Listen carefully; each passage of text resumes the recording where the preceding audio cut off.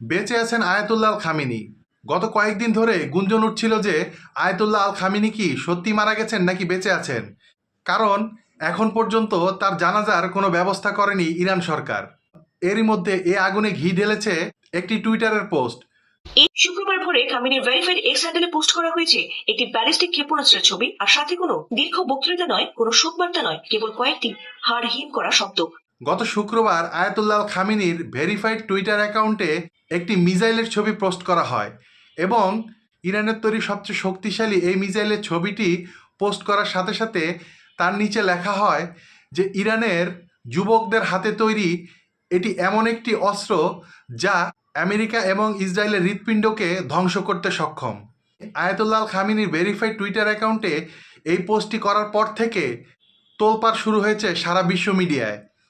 সারা বিশ্বে এখন জোর গুঞ্জন উঠছে যে আয়াতুল্লাহ আল খামেনি বেঁচে আছেন এবং তিনি ইরানে নেই, হয়তোবা রাশিয়াতে অবস্থান করছেন এবং সেখানে নিরাপদ আশ্রয় থেকে তিনি পুরোপুরি যুদ্ধ পরিচালনা করছেন। শোনা যাচ্ছে আমেরিকা ইসরায়েলের কাছে তাকে মৃত বলা হলেও তিনি ঠিকই জীবিত আছেন এবং রাশিয়ায় পালিয়ে আছেন।